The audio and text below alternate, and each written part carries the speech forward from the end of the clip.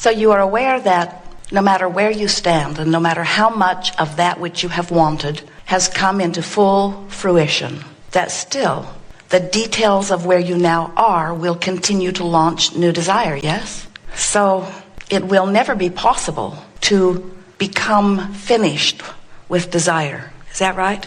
It is, isn't it? That's why we refer to all of us as eternal beings. Many of you are knowing that you are source energy in a physical body, and that this physical body is in fact an extension of that source energy. So here you are, literally leading edge source in a leading edge environment. You get that? Many humans do not refer to themselves as source or God in a physical body, but we can find no other way of explaining, because we know who you were before that part of you came forth into this physical body, and even more, we know who you still are from that source energy perspective. So it's easy for us to, at any moment, identify that you are predominantly source energy, but that source energy has a physical human leading edge perspective that is thinking and creating.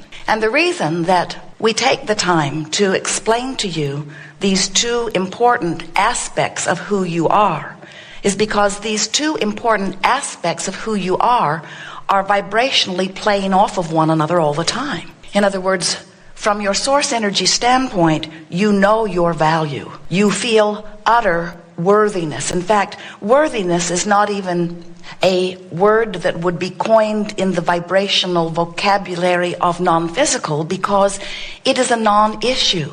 In other words, you can't not be worthy, so it isn't talked about. It's just known. Your well-being, your value, who you are, is just known by all that is and by that non-physical part of you.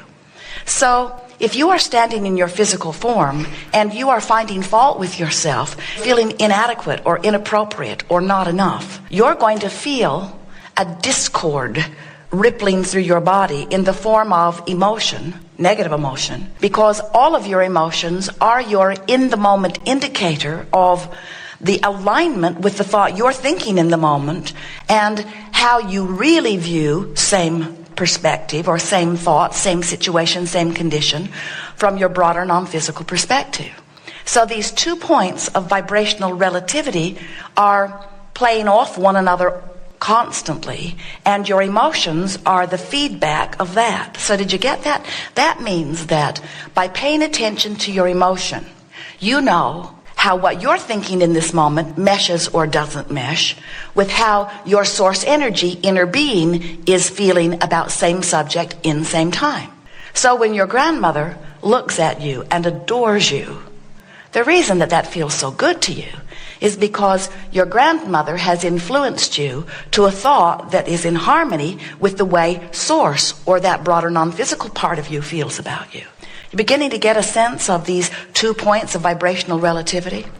Same as all guidance systems. Jerry and Esther have 4 different kinds of systems now in a variety of vehicles, navigational systems.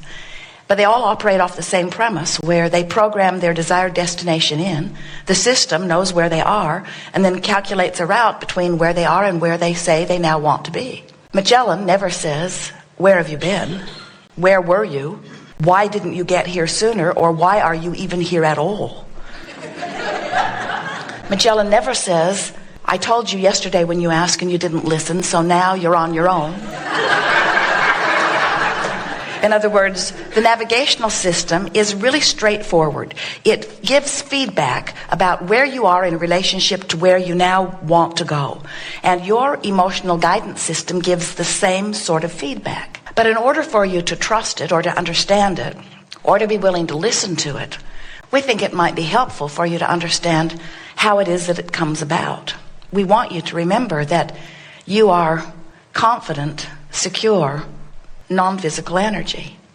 And you make the decision to come forth into this physical body. And you said, "I really like the idea of coming forth on planet Earth in this leading edge time. I particularly," you said, we remember, we told you we would remind you, "I particularly like the variety that is upon the planet. Because from this variety, I will be able to sift and sort and come to my own personal conclusions about what I prefer. Because we said we would remind you, I am a creator going forth into a leading edge creative environment. And what could be better than variety from which I will choose? And then you said, and as things happen, which help me to know, don't like that, would like that better, don't like that, would like that better, really like that, would like more of that. As I'm choosing from this buffet, I'm not only choosing from among what is already there, but the variety that surrounds me and the others with whom I will be co-creating will inspire yet new ideas of desire that could not have been determined or concluded or desired from previous situations that are only the byproduct of this particular unfolding of life. So you said, I'll go forth and I'll let the variety inspire me to the new idea. Now this is the part that we so want you to remember. Most of you don't remember it until we tell you. As we tell you, many of you begin to feel resonance with it. So the non-physical part of you said, all right, you'll go forth into your physical body, and the larger part of who you are will remain non-physical. And a part of your perspective will be expressed into the physical, and that part, that leading edge part, sort of like the pioneer, will be out there dipping into things beyond that which has ever been dipped into before. And as you are dipping into those new places, interacting with those new people under those new conditions, you will come, you leading edge part of that which is source energy, you will come to new leading edge conclusions, decisions about what you want. New preferences will be born within you. And here's the part we want you to remember. And when that preference is born, source energy part of you said, we will go completely to that new idea, and we will resonate totally with that new idea. We will literally, vibrationally become it. When you, from your physical format, come to a decision, clear or not clear, big or small, broad or narrow, when you come to a conclusion of something that you would prefer that is different than what currently is being lived by you, source energy becomes that immediately. Moves fully into the thought of that. Now, how is that possible? Why can source energy become fully integrated with your new idea of desire when you can't do it that quickly? Because source has no resistance. Source is not beating the drum of I can't do it, I shouldn't do it, others might not like me to do it. Source in its purity, source in its knowledge of the ways the laws of the universe work. Source trusts your ability to know. Source knows that you are the leading edge one living the leading edge experience, and that if your leading edge life has caused you a leading edge desire, that it is a leading edge desire worth following. Isn't that nice to know? So now, what are you in your human form doing about your vibrational alignment with what you have asked for, with what you have become, with what source has joined you in? Where are you in relationship to that?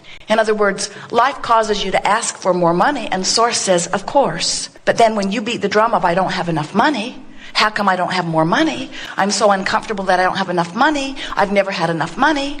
That person over there has more money than they should have. As you are beating the drum that amplifies your awareness of where you are in relationship to money instead of where you want to be in relationship to money, there is a vibrational discord between you, and it shows up within you in the form of negative emotion. When you say, I don't have enough money, you feel the discord. When you say, I would like to have more money, there's less discord. When you say, things always work out for me, there's less discord. When you say, whatever I want is flowing, there's less discord. When you say, well-being is always mine, there's no discord, and the money flows into your experience. But you cannot continue to offer a vibration in opposition, not only of what you've asked for, but of what you have become. Oh, those are fairly new words, friends, and we so much want you to hear them, because every negative emotion that we see you experiencing and every lackful experience that you are living is only as a result of one thing. You're not letting yourself go to who you have become. Can you hear that? Before you can really hear it, you have to get a sense of the continuum of who you are. You were non-physical energy before you came into this physical body. Do you get that? And can you also hear not only that you were non-physical energy, but the larger part of you still is non-physical energy? You talk about that when you think of inner being, or when you think of God, or when you talk of soul. But most physical humans think dead or alive, so I'm non-physical or physical. And so many times people will sit in the hot seat to visit with us, and they will say, Abraham, why have you chosen not to be physical? When will you come forth and no longer be non-physical and be physical in a physical body? And we say, we will never come forth and not be non-physical and only be in a physical body, and neither will you. There will always be the non-physical part of you that is the larger part of you, the eternal part of you, the continuum part of you, you see. So what this gathering is about, it's not about the eternalness of your being. That is a given. And whether you understand it or not, you just are. And when you croak, we love that disrespectful word, and all of you will croak, you know that. Croak, croak, croak. You're all going to croak.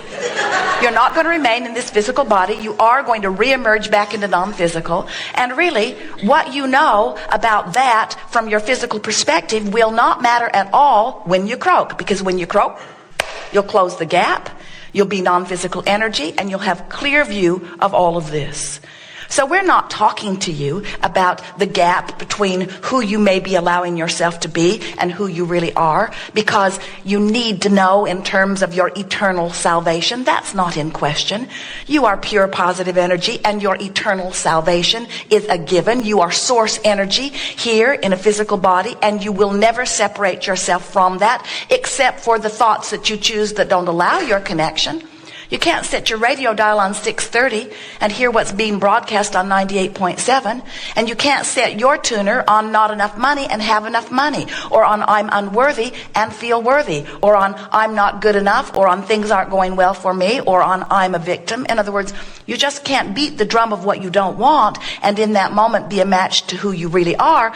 But when you die, there is not death. But when you have that experience that you call death, when you withdraw your attention from your physical expression, you will reemerge back into non-physical, and that vibrational gap will be closed. There'll be no resistance within you, and you will be that source energy in completion that you have hoped that you would be. So this gathering is not about that. That happens whether you know that it is or not. This gathering is not about teaching you how to want. Your life experience produces all of the desire that you knew that it would when you made the decision to come forth. This seminar is about helping you, while you're in your physical body, to close that vibrational gap so that you can begin to more consciously allow the fullness of who you are to express here in this physical life experience. When you're tuned in, tapped in, turned on, when you are allowing your connection to source energy, you're high on life. You are in love with life. You feel good. You are clear-minded. You are flexible. Your physical body feels good. You are resilient. Your physical body is healthy. In other words, in that connection, in that absence of vibrational resistance, you are thriving on all fronts, you see. And that's what you intended when you came forth into this body. Not one of you ever said, all right, I'm source energy, and I'm going to go into an inferior physical body, and I'm going to deliberately find things to think about that hold me apart from who I really am, and I'm going to have a really miserable time. And in my misery, I will write books on tolerance and endurance. I will write books about being virtuous and valiant. I'll find all kinds of other people to join with me in their varieties of miserableness. And hopefully I'll be able, through my misery and suffering, to earn a better place in heaven when I die. And we say, well, that's a given, because when you die, that gap closes anyway. And you've had all that misery for nothing. Don't you think that's sad? All that misery for nothing.